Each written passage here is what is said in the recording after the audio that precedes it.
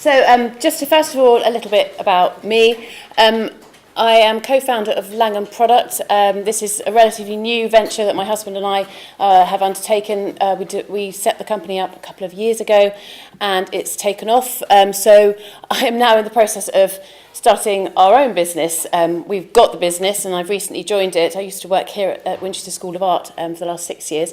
And I have left to concentrate on this business that my husband and I are developing. So I guess I need to put into practice what I've learned, some of the stuff I've learned at Interface, into developing our brand and our business. We're a product inventing company. My husband's a designer too. He's in product design. I am a designer. I did my degree in textile design. That's how I got into Interface. And my MA is in typographic studies. So I sort of moved into graphics. And so I'm now doing a PhD in my final year, and my PhD is in design, and I'm actually looking at developing systems for design for society that architects and designers and consultation companies and local councils can use to actually engage the people who live in local areas in the design of their urban space. So my career is really shifting around the area of design, and I feel I've had lots of different hats as I've gone along the way. And when I finished my degree in textile design, that's when I went into Interface, and that's what I'm here to talk about today, because I think it's a subject area that will be with me forever more in my career. I worked there for a long time and gradually worked my way up the ladder, if you want to call it that, and ended up as creative director. So I started with Interface in 1997. And I'm going to tell you today the story of our rebranding project, our global rebranding project, that was back in 2000 and I think it was 2006 we started. So it's a bit of a while ago, but it's still so relevant today. And I think the thing with Interface is that they were so ahead of the game. They knew that this was coming up way before anybody else did. And that was thanks to this guy, Ray, who was just mentioned before as well. And a genuinely lovely man. He really was a great guy. He built this organisation up. Interface, for those of you who don't know, are the world's largest manufacturer of carpet tiles. Sounds a bit dull. And I have to say, when I finished university and people say, oh, what's your new job? And I say, oh, I design carpet tiles. People are like, oh my God, how boring. But I then have to sort of do this spiel. I always felt like I was selling the company. I was like, no, it's not boring. It's really exciting because they have this other vision and it's all about sustainability. And at that point, nobody was really doing sustainability. And those people who were maybe sticking a sort of tree on a brochure, or they were putting a footprint in a lump of sand or something, and then they were trying to, tell the world what an amazing job they were doing because they had just recycled some tiny aspect, even though it had travelled halfway across the world to get there. So it really was something quite new and quite exciting. And Ray had this vision in 1994. And it came from, he was actually asked a question, what is your company doing for the environment? And he suddenly had this moment where he thought, I have no idea, what is my company? That he'd built up this, large organisation. It was a very successful global company. What is my organisation doing for the environment? He hadn't even thought about it. So he read a book by Paul Hawkins, The Ecology of Commerce, to help him try and answer this question. And that's when he suddenly realised Interface was actually doing more harm to the environment than it was doing good. And that he felt that this was a time that he needed to change this pattern in industry and lead in this idea that you can have a sustainable, profitable business, and that it was a good idea to actually invest in sustainability for the long-term value of your organisation. So we were completely brainwashed by this sustainability vision. We all had to ensure that we read his book, Mid-Course Correction, and this is the message that he took from the shop floor to the White House. It was massive, his vision, in terms of what this company was going to try and achieve by 2020. And I'd be intrigued to see how far ahead they are, because obviously I left a few years ago, so I'd be interested to know how they're getting on with their 2020 vision. But whatever, I think what was so refreshing about Interface was their honesty. And I think that's come up today as well, about the fact that sustainability is about being transparent.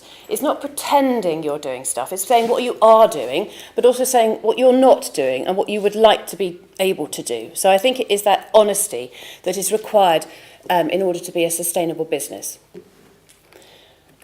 So we had this mission sort of I'm not going to read that out, but it is about the 5 Ps, and Interface was all about the 5 Ps. So it was being sustainable from a people, process, product, place, and profit perspective. And every aspect of the organisation had to look, feel, speak, act in a sustainable manner.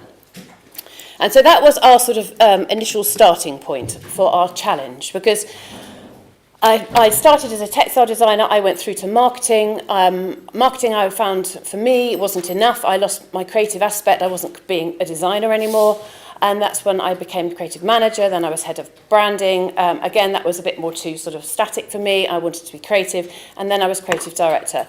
And once I got to the point of being creative director was when we started doing this, okay, can we tidy up the organisation worldwide? Because we did look a little bit of a mess. And this is, oh, hang on, it's got 2 slides on. I meant to look at the top one. It's meant to just be one at a time. So this is what we were starting with. Up there, when we first met as a global branding team, so they had representatives from the US, then myself from Europe, India, Middle East and Africa, and Asia Pacific. And when our first exercise, Russ and I, who was the creative director for America, asked the table of people to all put their business cards down, because that was the day when everybody had a business card. So that was our sort of demonstration that we were not looking like one organisation. And everyone put their cards down. Everyone had different logos. They had different papers. They had different layouts. Everyone had gone to different resources to get them printed. So there was so much excess waste, and we didn't look like one company. So that was our sort of trying to demonstrate to people that actually we needed to tidy ourselves up, because if we really wanted to follow this vision and we wanted to lead as, you know, a sustainable organisation, we just had to make sure that we looked like a sustainable organisation and we weren't wasting resources. We were making sure we were consistent. So we had this sort of mess to tidy up. And I think an important thing to mention at this point is that from the day that Ray had this vision in 1994, I remember when I joined in 1997, you know, especially when I was in marketing, we had this amazing story to tell, but Ray would not let us tell the story. We weren't allowed to market the fact that we were being sustainable, because he felt that this was just something you had to do. It shouldn't be something you should try and sort of, you know, win business from, because it was ethically something that an organisation should do, and that we should lead by example, and that it should be demonstrated in things that we did rather than things that we said. So although when you're in a marketing team, of course, the first thing people want to do is start shouting about stuff. We weren't allowed to shout about stuff until we had actually done some stuff. So I think that was a really important aspect that Interface took on board, because a lot of our competitors then started trying to say stuff way after Ray's vision, and their stuff, of course, then had massive holes in it, and people will always find out your flaws. So he really didn't want to talk about stuff until there was a story to tell.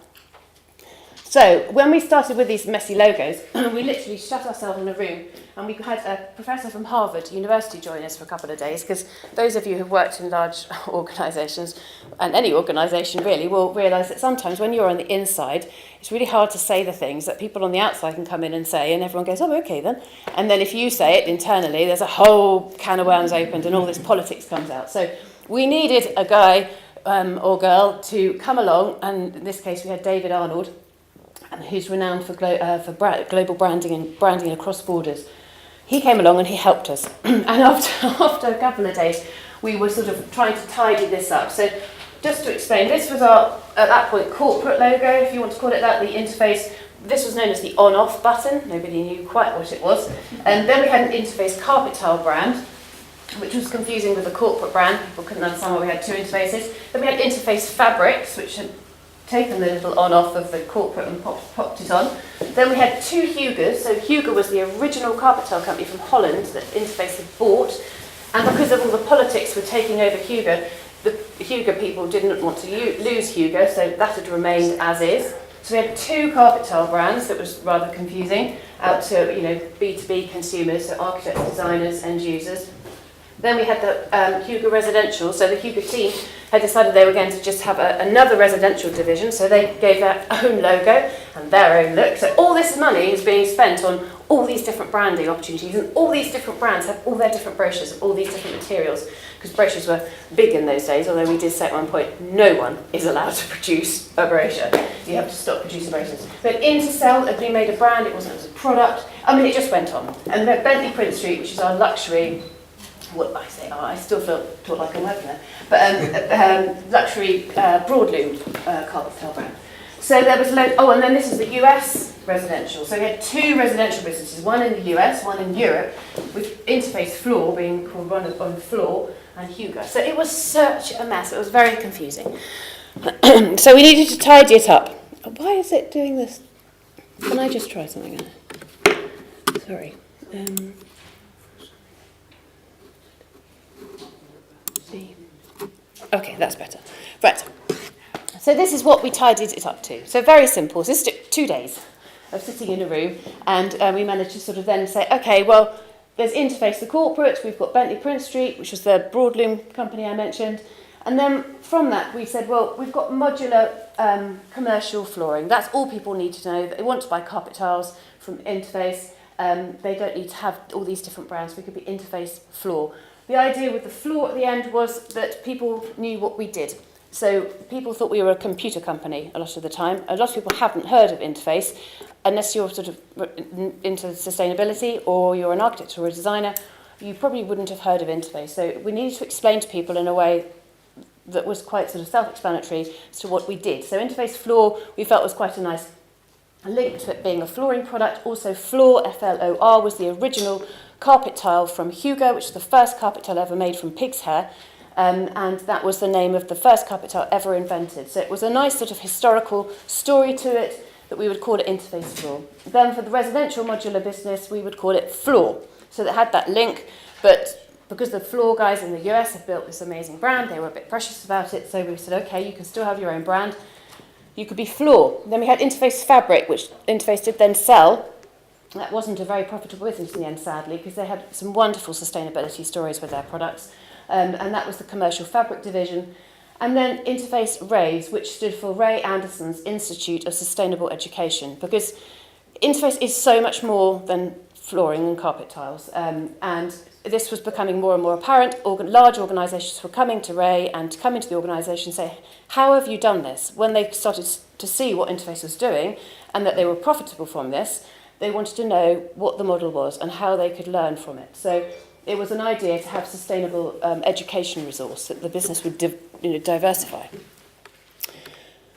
So when we then had our little hierarchy, if you like, our job then was to turn it into some sort of vision in terms of what this company could look like, speak like, and feel like.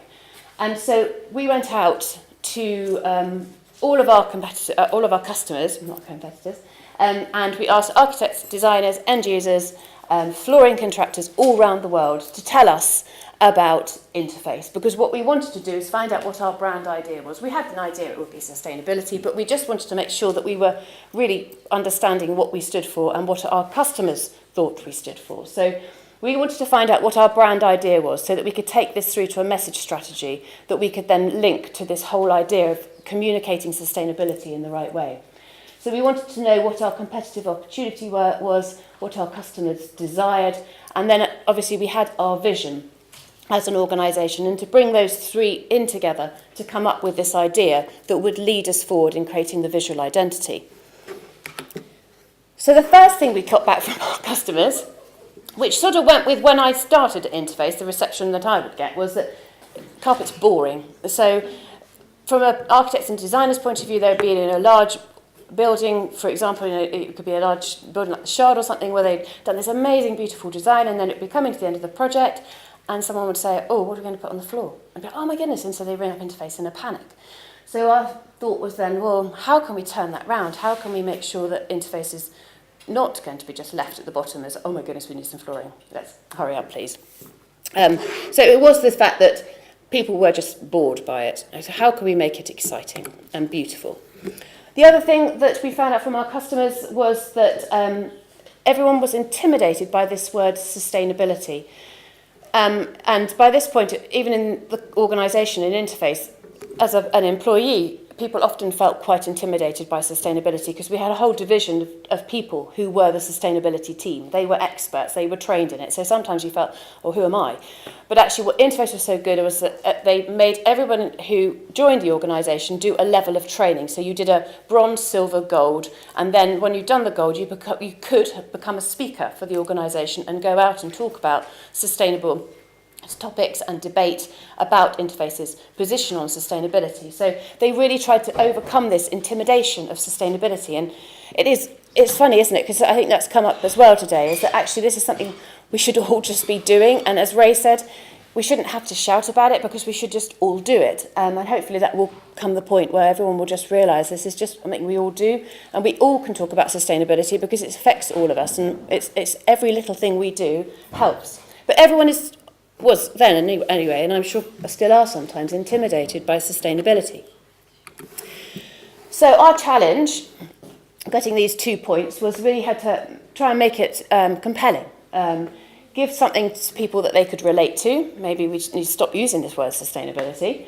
Make it understandable so that people felt that it was accessible and easy for them to do, so that they could then take some action. And we worked with an agency in New York called Fahrenheit 212, and they helped us sort of, again, getting some external help to digest all this information. And it was all about, and the Interface was about design, about the products, and it was about sustainability. And those two were sort of, the Americans kept calling it a zero trade-off. So this word zero kept coming up, and that we didn't need to compromise between the two. Sustainability needed to be part of the organisation, and there should be no compromise at all. So it kept sort of coming back to this zero will make sustainability history. And then that started off a whole another can of worms internally, because the sustainability teams were like, well, you can't have zero impact.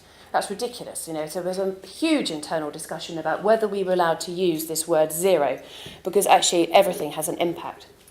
But we were trying to say that it was a way of people being able to understand sustainability, maybe making it more accessible and making it a little bit more snappy, rather than this long word sustainability that maybe as an organisation even by that point we felt we'd overused.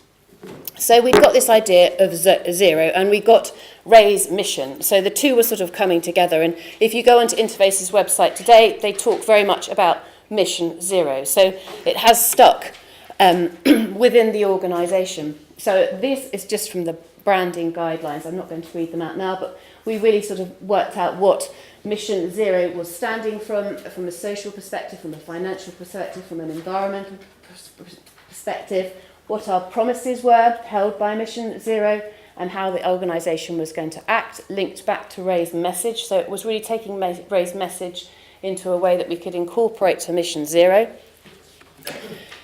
And then we could start having fun with the creative part. So then it was our job to actually start making this look like a company that was sustainable, but we didn't want to have that sort of sustainable look.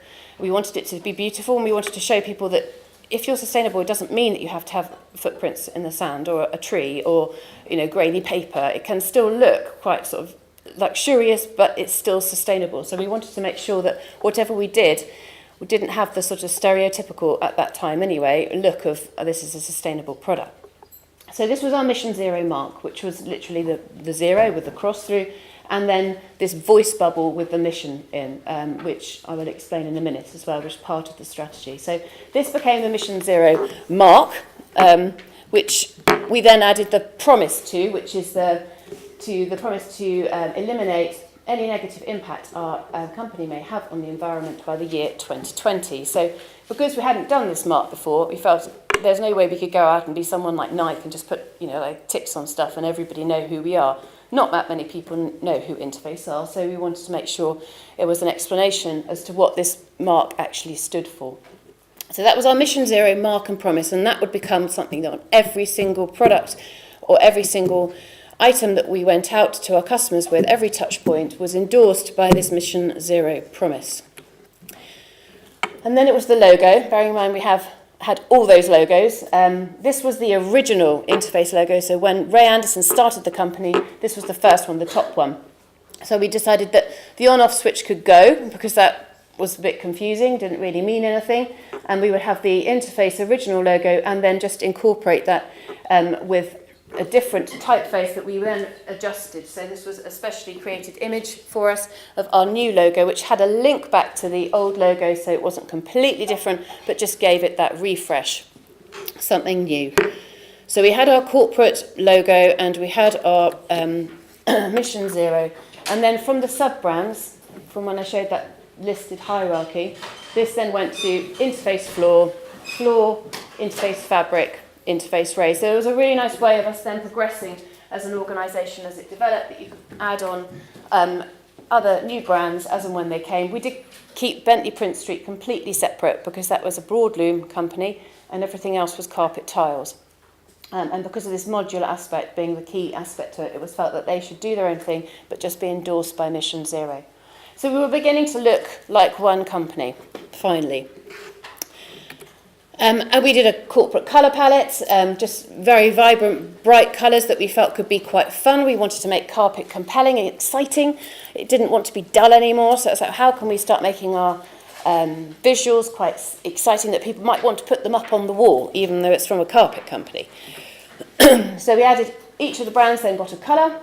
Interface Floor, you can see on the bottom, which is the brand that I work for, became the purple. Floor in the residential was the blue. Fabrics was yellow and Raise was green. And Bentley Print Street remained red because they'd been red before. And then just the greys. And those people in the company are, oh, for goodness sake, why do it always have to be grey? But grey is a great colour. You can't go wrong. It doesn't age. It's timeless, and you can add anything to it. So all the sales teams always wanted to have a moan about the grey, but it's a classic, and it works with everything. And so this was our first then opportunity when we met up again, when we had all of our cards, because we still had business cards in those days, to put them down and actually see that we looked like one organisation, which tidied everything up. We, from this, had a central repository where everything was printed from. We had artwork we shared. So suddenly the whole organisation was tidying it up. So yes, it was difficult to manage the sort of local versus central aspect, but it was very much that we had the templates for the local markets to use. And then our visual language was all about this idea of the voice bubble. If think back to the logo with Mission Zero, had the little mission in a voice bubble, and the idea was that people would see us as quite an accessible, friendly organisation that spoke in a sort of literal way. It was playful, it was fun. So this idea of the voice bubble would carry through our visual identity and lead our look and feel. So we started incorporating this into the vines. We thought of all these different stems that we've got with the brands coming off from this vision that Ray had, and we started to have this idea of this sort of organic vine, but that it would have this sort of quite beautiful feel to it. So these are some of the early vines that we created, thinking about the colours we'd chosen and how they could link through to the different brands. And each of these vines representing a sub-brand to create the interface garden. So this was our launch piece for our new look and feel that was sent out to all of our customers. And the lovely thing was that they put it up on their walls, a lot of them. So architects and designers actually put our poster up on their walls. And one of the reasons that they put it up as well is it's a timeline. So it starts from 1994 and it goes up to 2000, and I can't remember what the date, probably 2007 or 2000, yeah, probably 2007 on that one. And all of the different vines show Interface's journey to sustainability. So all the vines show key achievements and key aspects that the company has and milestones that they achieved when it related back to sustainability, but in a very beautiful visual way that people could relate to. And the idea was that this would be updated as the company grew and the story grew and the mission to become this restorative organisation by 2020, that the garden would grow. So it had this lovely sort of feel to it, that it was talking about sustainability, but in a way that was not sort of cringeable. It was still beautiful design that had been thought through and linked back to the company and could evolve and not sort of hold back creativity, because we didn't want to say to people, oh, you can't be creative with this new look and feel. We wanted them to have fun, but in a consistent way. So we had these little voice bubbles then that we would be the voice of the brands, if you like. We didn't have these translated. Translations are always a tricky one when you're working in a global company. How is it translated? Again, we had local agencies that we tried to make sure we'd vetted and that they fitted our bill when it came to sustainability, and they could translate our message in the right way. But when it came to the voice bubbles, we felt that we would just keep them in English worldwide because they were pretty simple to understand, and it was extremely difficult to translate all the different messages into all the different languages. So the main voice bubbles were always in, if it was a header, in English, and then the explanation would be in the language of the local market. So it was a way of us trying to make sure we got a consistent message. And then this was our launch showroom. So this is in Chicago. This was a way of us showing what this new brand could look like when it came to an interior. So this is our showroom where we had done the wall panels with the Interface garden. We had Interface fabrics with the Mission Zero logo on it. We'd got classic, iconic furniture that we had recovered. So it was this idea of taking the old and making it new and repurposing it using Interface fabrics, using the colours that we'd selected for our brand, and actually showing what you can do with the spaces with the Interface flooring and this new brand image. So this was a way of us launching our product and again sort of repainting chairs. So it was really showing that this could be such a beautiful space and a sustainable space with a story to tell behind it. And then the idea was that this would be a look and feel that would be reflected across our showrooms worldwide. And even the wallpaper, we did Mission Zero wallpaper as well at the back. So that was the showroom, and then when it came to sort of communicating our product, it was this idea that we would have the photography with the Mission Zero message on it, so we could still have fun with being creative. Our sustainability images that we used, we tried again to have fun with carpet, the idea of the chimney with the rose coming out instead of the polluting smoke, sitting on the carpet tiles, cutting carpet, out of carpet tiles some sort of symbols that reflect the environment, but having the Mission Zero mark stamped on it. So it was really trying to show that Interface is a design leading company. They understand design, they get design, they are a beautiful organisation when it comes to their products, and they're sustainable. And this is, again, just showing how the Mission Zero mark and promise would come along, and a campaign that was done every year in Chicago. There's a huge contract furnishings fair, and each year there's a theme that Interface would have this massive party, and each year was a theme. So one year was Alice in Wonderland, where the whole showroom was turned into Alice in Wonderland adventures. And then all the tables were made of carpets, the seats were made of carpets, everything was made of carpets. It is amazing what you can do with carpet. And then there was obviously the collateral behind it and the stories and the advertisement that we did behind it with Alice and the magical tale using Interface carpet tiles. So we were really trying to show people that Interface is a stimulating, exciting, sustainable organisation that people wanted to be part of, and it was great fun as well. And everybody wanted to come to the Interface party, I can tell you that. It was fun. So Interface's dedication to sustainability has evolved into this Mission Zero commitment, and Mission Zero still sits on their website, as I said, and it really is their vision that Ray, who did sadly pass away a couple of years ago, he has left this enormous legacy, not only with Interface, but worldwide, something that other companies are learning from and will continue to learn from as well. He had a vision so early on that a lot of people hadn't seen, and I think to leave a legacy like that is all you could ever hope for from a lifetimes of hard work and dedication to his business that he grew. And I feel very privileged that I became part of that company and worked there for 12 years and continue to tell the tale and live and breathe as much as I can of his message into, hopefully I'll put it into our company, Langham product. But don't look at the website because it's not ready. I was hoping I might have it ready by today, but I haven't. So it's nothing to see really. But yeah, so that's all my slides. Thank you.